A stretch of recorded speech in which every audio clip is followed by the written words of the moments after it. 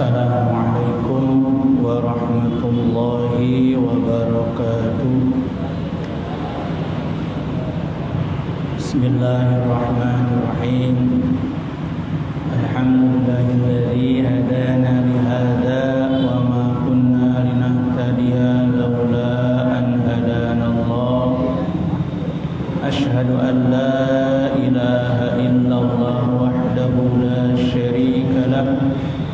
وأشهد أن سيدنا ونبينا محمدا عبده ورسوله لا نبي بعده. اللهم صل وسلم وبارك على سيدنا محمد بن عبد الله وعلى آله وصحبه ومن تبع هداه إلى يوم نهضة.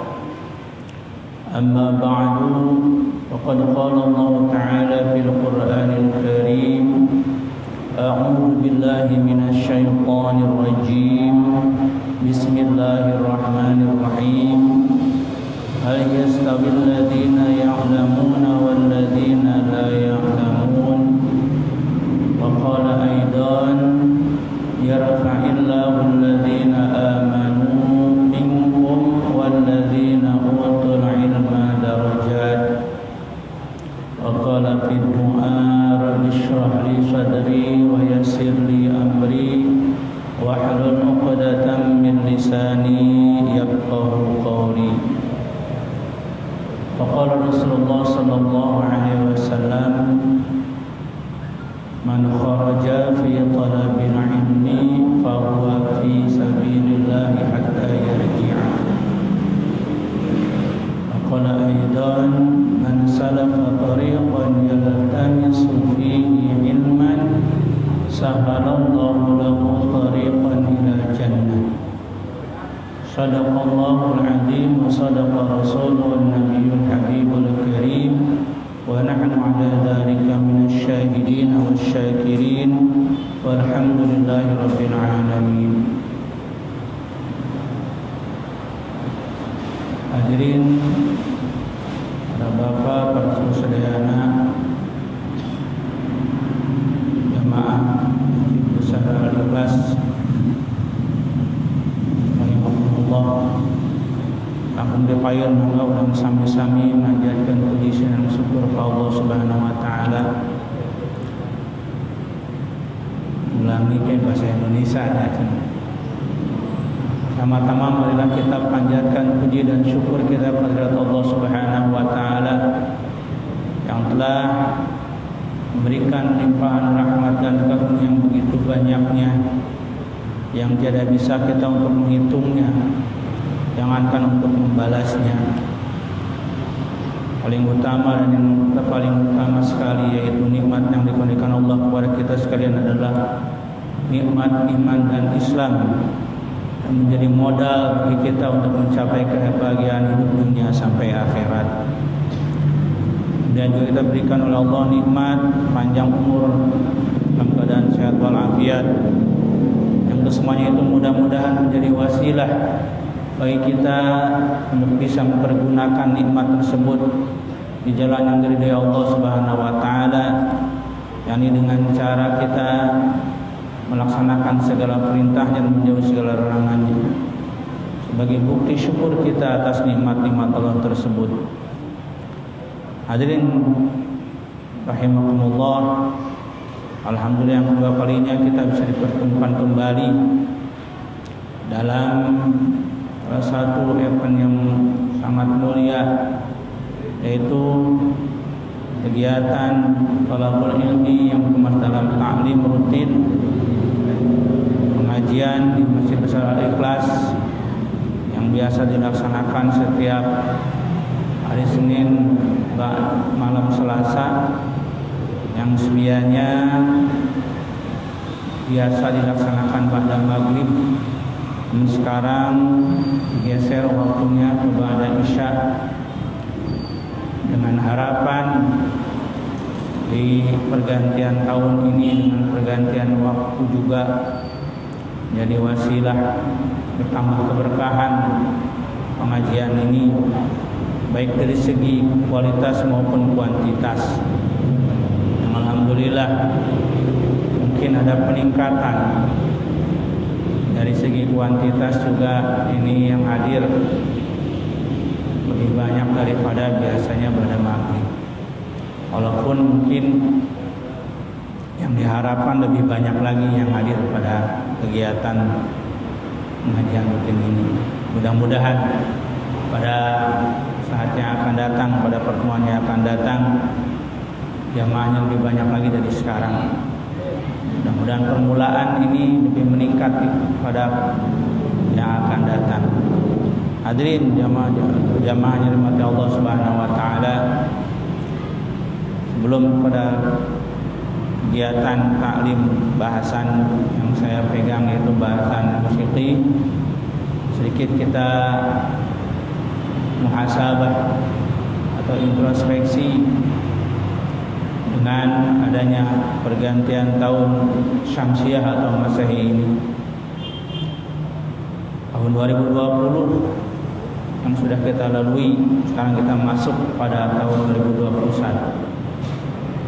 Berbagai peristiwa yang terjadi pada 2020 hendaknya menjadi bahan evaluasi atau muhasabah bagi kita, khususnya bagi masing-masing kita, untuk memperbaiki segala kekurangan-kekurangan,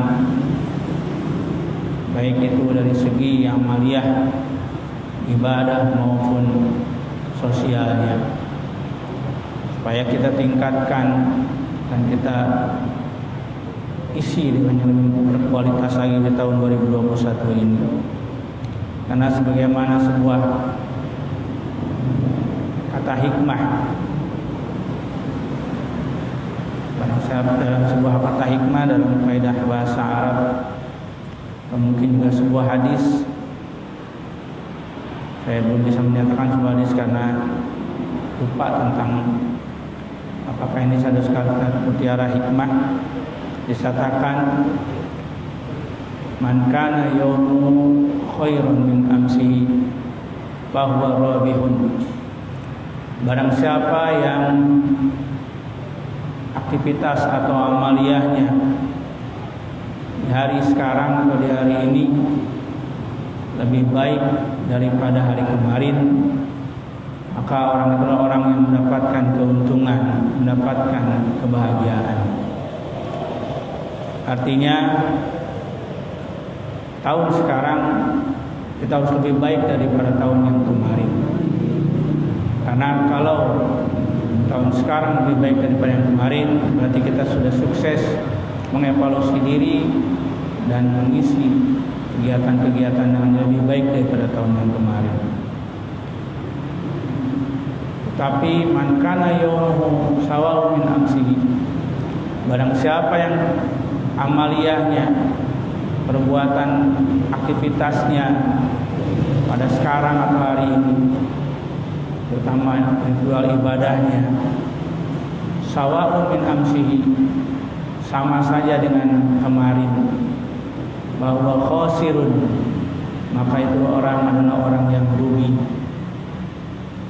Artinya kalau tahun kemarin kita begitu, sekarang pun tetap begitu, tidak ada peningkatan kualitasnya, maka kita termasuk orang yang rugi. Contoh dalam ibadah, kalau kemarin kita masih sholat berjamaah hanya maghrib saja, sekarang pun masih maghrib saja, tidak meningkat, berjamaah hanya maghrib saja, ya, tidak meningkat, ditambah dengan isya barangkali berjamaahnya, atau bahkan mungkin yang lebih baik berjamaah 5 waktunya dilaksanakan, maghrib, isya, subuh, zuhur, asar. Taruhlah peningkatan dari yang biasanya maghrib saja meningkat sampai isya, berjamaahnya disempatkan waktu untuk berjamaah. Tapi ini tidak stagnan, kemarin maghrib, sekarang maghrib, besoknya juga maghrib. Apabila orang yang aktivitasnya sama kemarin dengan sekarang, nah, maka itu orang adalah khosirun, orang yang rugi. Ya contoh aja kepada kita, kalau berusaha Kalau dagang, kalau hari itu dapat untungnya 10.000, kemarin 10.000, ya istilah dagang itu rugi, nggak ada peningkatan. Mestinya meningkat. Itu dalam teori ekonomi. Ibadah apalagi, karena memang hidup kita bukan di dunia ini. Dunia ini sementara, hidup kita nanti adalah yang selama-lamanya di akhirat.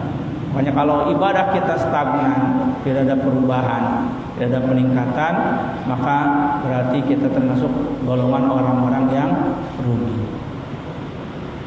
Dan selanjutnya, man kana yaumu syarrun min amsi.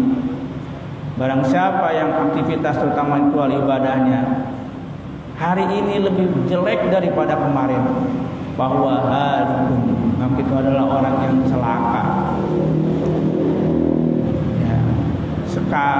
Kemarin kita masih bisa berjamaah sholat maghrib.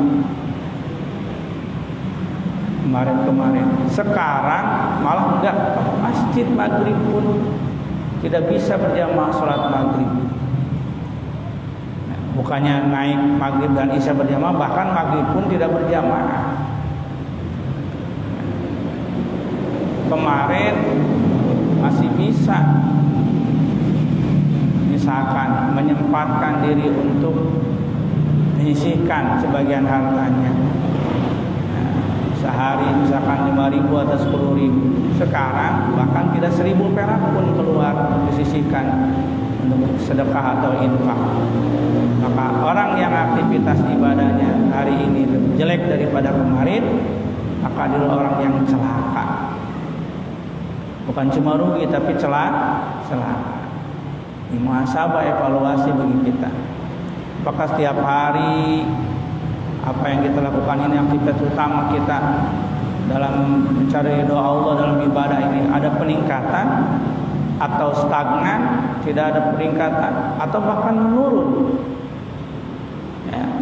Tadi kalau meningkat berarti kita termasuk orang yang beruntung. Kalau tetap stagnan, ya hari ini berjamaahnya maghrib, besok pun maghrib, kemarin pun maghrib, itu rugi. Menurun, bahkan menurun, yang tadinya berjamaah maghrib isya dia tinggal maghrib aja, itu bahkan menjadi orang yang celaka. Muhasabah termasuk sekarang nih, jangan sampai yang rutinan pada maghrib sering ikut hadir terus, ketika berubah ya waktunya dari isya, isya warga. Nah kalau sampai terjadi malah sebaliknya, ketika ada ya tujuannya ditingkatkan malah menurun, berarti termasuk rugi lagi, bahkan celaka. Dan kan sudah disampaikan tadi bahwa salah satu tujuan kita sebagai hamba Allah, makhluk ciptaan Allah, yaitu golongan kita adalah golongan manusia dan golongan jin. Allah ciptakan tiada lain adalah untuk beribadah, menyembah kepada Allah Subhanahu wa taala. Firman Allah, "Wa khalaqtul jinna wal insa illa liya'budun." Dan tidaklah aku ciptakan jin dan manusia kecuali salah satu tugas pokoknya adalah untuk beribadah kepada Allah Subhanahu wa taala. Tugas kita sebagai hamba Allah, orang yang kepada Allah. Jadi harus ada peningkatan, jangan sampai malah menurun. Tujuannya dirubah waktu rutinan dari maghrib ke isya supaya leluasa waktunya, supaya lebih rileks katanya, tidak terikat dengan terburu-buru dengan waktu. Kalau maghrib lagi taklim, lagi ngaji, tiba-tiba masuk waktu isya, jadi tidak konsentrasi. Sekarang beri waktu isya. Ya, mudah-mudahan tidak ada lagi ya kendala dengan waktu, kita bisa lebih meluangkan waktu. Kalau beda lagi misalkan beda isya mah tunduh, ada carikan. Kembali lagi ini sunat khutbah ya. Wa antakuna khutbah balighatan mafhumatan.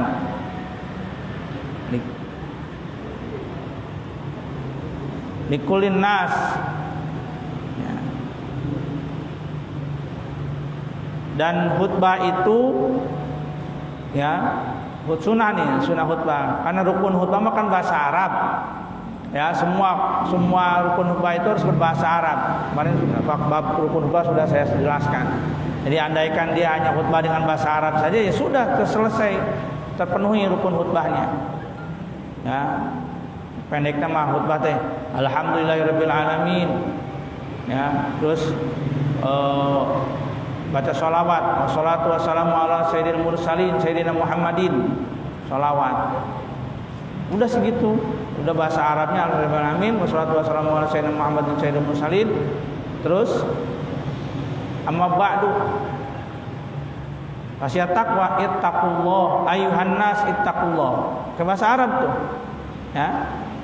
Kalimat tadi yang bahasa Arab tadi adalah rukun khutbah.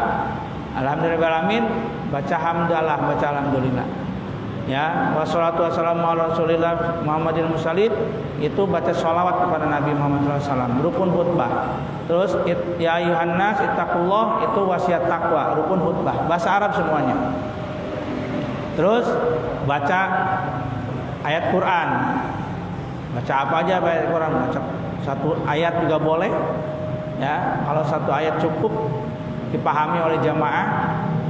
Ya, seperti qul huwallahu ahad, satu ayat paham itu bahwa jamaah, bahwa khatib sedang menerangkan tentang tauhid. Ya, menyatakan Allah yang Maha Esa, qul huwallahu ahad. Udah baca ayat Quran. Semuanya bahasa Arab, sampai berdoa bahasa Arab. Itu rukun khutbah. Ya. Waduh, cenah ieu pakai bahasa Arab kabeh teu ngarti. Tah, sunatnya ini. Sunatnya juga khatib itu menambahkan dengan ya kalimat yang dipahami oleh jamaah. Makanya kita khutbahnya ada bahasa Indonesianya. Itu sunat. Supaya apa? Ya jemaah itu memahami apa materi khutbah. Ya. Abang ngomong rukun khutbah bahasa Arab kabeh. Nah, tungtungna jemaah teh bingung, amin, amin, da teu ngarti naon eta inget teh bahasa Arab mah amin we gitu ngadoa. Ya, padahal sedang nerangin tentang apa misalkan tentang jihad, tentang sedekah, tapi kan bahasa Arab teu ngarti jemaah, tak terangkeun. Ada penjelasannya, pakai bahasa yang dipahami oleh jemaah, bahasa Indonesia, bahasa Sunda. Ya. Kalau dulu tahun 80-an saya ya belum ada masjid yang lain jamaah sholat Jumat itu di sini. Ya. Saya ingat saya mah tahun 80 saya 80-an lah ke sini. Sholat udah mulai ngerti gitu, kelas 2, kelas 3 SD suka sholat ke ahli kelas ini, sholat Jumat. Ya. Sampai sebelum berangkat pondokku 80 sampai 84, kelas 2 sampai kelas 6 suka sholat Jumat ke sini. Dulu mah pakai bahasa apa? Bahasa Sunda. Ingat deh bahasa Sunda. Kenapa? Karena mayoritas orang Tuk Jambe penduduk setempat, penduduk Sunda, orang Karawang. Ya. 80-an masih Sunda we. Ya. Almarhum Ceceng itu ke Sunda. Ada orang Sunda kabeh, orang dia kabeh teh pendatang. Enggak ada pendatang. Sunda we tah. Udah mau tahun 90 ke sini pakai bahasa Indonesia karena sudah banyak pendatang. Kenapa? Ya khawatir ada yang enggak paham. Ya. Memang mayoritas masih orang sini gitu yang masih Sunda ngerti. Tapi kalau yang lain nggak paham kasihan, akhirnya semua supaya paham pakai bahasa Indonesia. Tahun 90 ke sini udah pakai bahasa Indonesia. Ya, harus dipahami oleh semuanya. Jadi supaya ngerti, tidak salah paham. Ya, kalau tidak dipahami oleh semua salah paham nanti. Ya. Coba bahasa Sunda sama bahasa Jawa ada kalimat yang sama tapi artinya beda. Ya. Karena belajar bahasa Jawa sedikit-sedikit paham. Ya. Lawan bahasa Sunda ambil itu apa? Kalau ambil bahasa Sunda orang Karawang ambil Cokot, orang Karawang. Cokot-cokotnya orang Karawang kan, cokot-cokot ini ya. Cokot bahasa Sunda orang Karawang, tapi bahasa Jawa cokot naon? Gigit, gegel. Coba kalau nyuruh ke orang Jawa, Mas cokot, saya ngigit kamu. Padahal aslinya cokotnya ambil. Nah makanya takut salah paham, mending bahasa dimengerti semua, bahasa Indonesia. Iya, ya, kamu kan biasa copot-copot kan ya, copotnya ambil, tapi orang Jawa mah copotnya gigit, kan beda, kalimatnya sama artinya beda. Ya.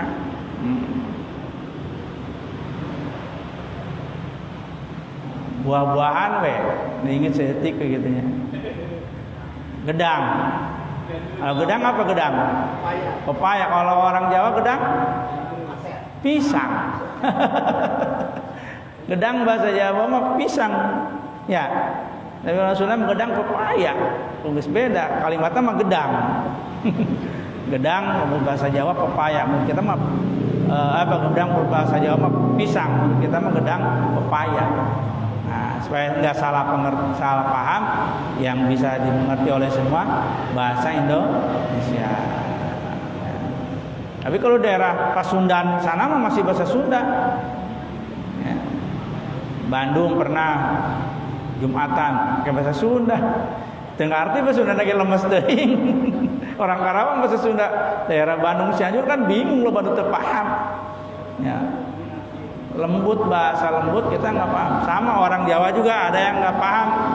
Ada biasa misalkan bahasa ngokok gitu ya, terus bahasa daerah sana kromo, liur, pabelit.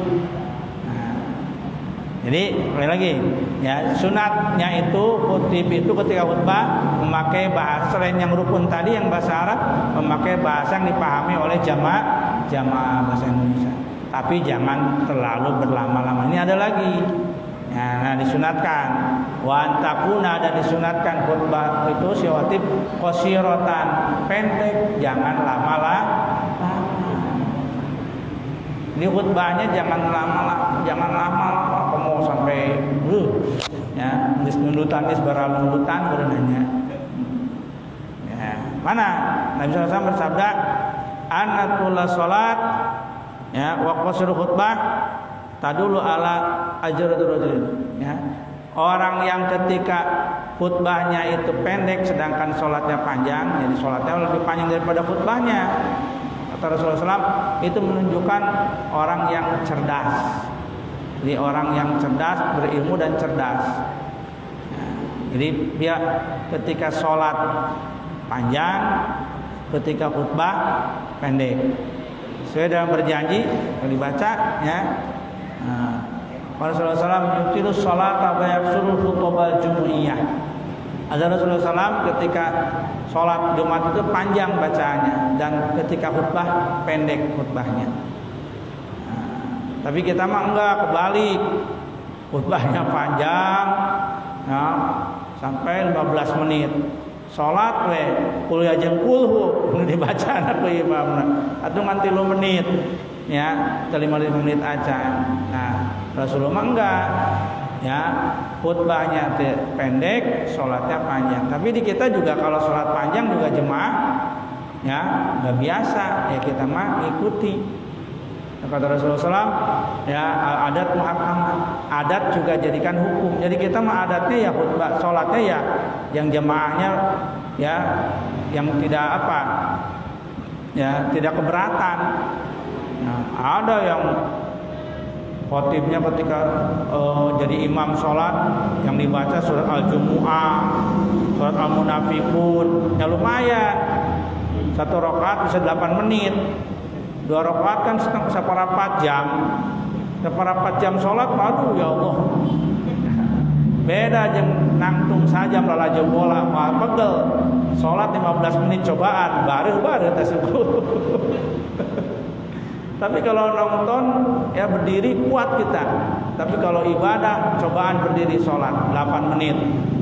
Ya kalau berjamaah mah jangan, sholat sendiri coba. Ya.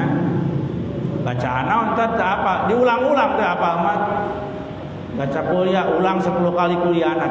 Bismillahirrahmanirrahim. Kuliah ayyuhal kafirun la a'budu ma ta'budun wa la antum a'buduna ma a'budu wa la ana a'budu ma a'budtum wa la antum a'buduna ma a'budu lakum dinukum balik deui salat sunat enggak apa-apa. Dibaca diulang-ulang surat 10 kali. Dah yang panjang teh yang lama teh berdiri cobaan cek Ustaz. Salat 10 menit nangtung pegel teu cobaan. Cobaan salat nangtung gitu 10 menit pasti pegel. Ya, beda lamun alajo mau pegel setengah jam saja mobil. Nah, jadi khutbahnya jangan lama-lama, singkat aja tapi bisa dipahami. Saya sering coba terapkan. Saya juga suka materi khutbah tuh panjang, ya, dan dapat ini teh, panjang ya. Ya kita resume, kita cari ringkasannya yang tidak memutuskan kepada intinya. Yang tadinya 5 lembar jadi 2 lembar setengah lah. Bisa di resume. Ya, gitu. Jadi alhamdulillah selama ini suka ya kenapa bawa HP supaya lihat jam juga. Bagus 7 menit nanggeus sakedeung gitu. 10 menit hayu we kakarak misalkan ciri-ciri orang yang ahli surga ada 7 golongan kakarak 4 sedangkan di 10 menit ya baru 4 ya 4 ciri orang yang yang akan mendapatkan naungan Allah nanti di hari tidak ada 7 golongan itu baru merangkan 7 golongan baru 4 sudah 20 menit. Ingat itu di public di ya udah 15 menit baru menerangkan 7 golongan baru 4. Hadirin jamaah Allah sekarang meningkat golongan yang kelima. Di belakang ada yang teriak amin. Ya di karyawan pabrik itu kok teriak kenceng banget amin. Maksudnya apa? Gusan cetek bila 20 menit masih kena nerangkan khutbah. Akhirnya waktu itu langsung insya Allah kita lanjutkan lagi pada materi khutbah yang akan datang. Ramai eta pernah kejadian ya, tahun 2000 berapa ingat ya termasuk eta pernah diajar ku abdi taros teh kunaon maneh amin ya, kira-kira tuh 20 menit karek 4 materina cenah 7 golongan cenah kadang geus rek naon rek beak waktu istirahat Jumat cenah rek kan karyawan. Ya makanya ya walaupun memang tidak ada larangan walaupun lama itu tapi lihat situasi. Jadi memang Rasulullah khutbah tidak lama ikuti sunnah Rasul aja pendek tapi dipahami ya. Jadi kalau khutbah maksimal 10 menit lah masih paham masih wajar lah. Pokoknya yang biasa mah 7-8 menit 7 menit 8 menit udah 7 menit ya udah lihat 7 menit udahin dulu. Karena apa? Jamaah sekarang beda dengan jamaah zaman dulu mah jamaahnya petani ya cepat dibahas lewat jam 1 ge tidak terikat waktu ya salat Jumat jam 1 can anggeus oge da tani menyantai lah ge ka deuna gitu. Aya enak kan diikat oleh waktu karyawan ya waktu istirahat sampai jam sekian masuk jam sekian. Nah itu ya pokoknya jadi bijaksana. Jadi khutbahnya tidak terlalu panjang. Nah, sholatnya walaupun tadi Rasulullah mau panjang, kita juga tidak terlalu panjang sholatnya. Ya imbang. Ya jadi kalau khutbah dan sholat Jumat itu kalau maksimal 15 menit cukup. Khutbahnya 7-8 menit, sholatnya pun sekitar 7-8 menit. Jadi seperempat jam lah sholat yang khutbah beres. Ya. Jamaah apa seneng nggak ya seneng ya jamaah kalau ditanya jamaah Jumatan gitu jamaah mau khutbah yang panjang yang pendek pasti jawabannya pendek. Sholatnya panjang pendek yang pendek duana apa sih namanya ya jadi tong lila maksudnya gitu ya sedang lah ya sedang itu tidak terlalu kependekan juga tidak terlalu panjang juga ya sedang artinya tidak terlalu. Ya kalau pendek banget mah 2 menit beureun anggeus nya khutbah tadi rukun kumpul 2 menit ya selesai rukun mah. Ya tapi enggak begitu juga ya sekitar 5 sampai 7 menit khutbahnya. sholatnya juga 5 sampai 7 menit. Jadi maksimal 15 menit antara hubungan sholat dan khutbah. Itu yang sedang. Ya, jadi yang jamaah pun tidak akan gelisah. Ya, termasuk walaupun lebih lama daripada sholat Jumat, khutbahnya sholat hari raya. Ini saya pernah kan ya di sini ada khotib hari raya. Udah 20 menit belum selesai juga, 25 menit belum selesai juga ngebahas nikmat Allah sih, bahasnya sih bagus gitu. Tapi kalau udah panjang ya keluar lagi memorinya. Ya, akhirnya geus 25 menit can geus ribut panjamaah rame. Iranggus kan teh nganeikeun khutbah. Ya, pernah tuh dulu ada ya Idul Fitri kalau nggak salah ya. Akhirnya pulang udah pada rame kan, jadi mencebar viral. Ya. Muset cenah sholat eta khutbah Jumat kira-kira setengah jam can anggeus keneh wae. Pan pada nanya, biasa dia alika sudah keluar, ya itu khutbahna. Ya. Nah, itu makanya khotibnya harus bijaksana. Mau khotib Jumat, khotib hari raya, walaupun hari raya biasanya lebih lama daripada Jumat, tapi juga tidak terlalu lama. Apa? Karena memang mengikuti sunnah Rasulullah Sallallahu Alaihi Wasallam.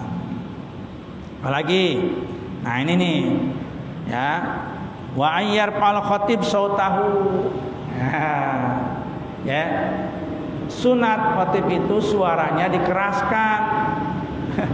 Walaupun orang lalaunan dikerutbar ada tarik serik suarana, ya, supaya mamuna ulah jamaahna ulah nundutan, ya. Jadi jangan alhamdulillahirabbil alamin wa bihi nasta'inu ala umuri dunya wa din. Karek mulai jamaah geus kieu. Tegas. Alhamdulillahirabbil alamin wa bihi nasta'inu ala umuri dunya wad din. Wassalatu wassalamu ala asrafil anbiya'i wal mursalin sayyidina wa maulana Muhammadin wa ala alihi wa sahbihi ajmain. Contohnya begitu. Jadi suaranya keluarkan. Nah memang Rasulullah kalau khutbah di sini sebutkan ya idza khutiba ala sauti wastadda ghadabu. Rasulullah kalau khutbah itu suaranya kencang, bahkan kalau menjelaskan tentang hukum apa misalkan larangan agama seolah-olah marah. Ya. Stadda banget seperti orang yang marah. Jadi setengah teriak. Ya. Jadi kalau khutbah suara kencang bagus. Ya, karena mengikuti sunnah Rasul. Alhamdulillahilladzi hadana li hadza wa ma kunna linahtadiya laula an hadana Allah.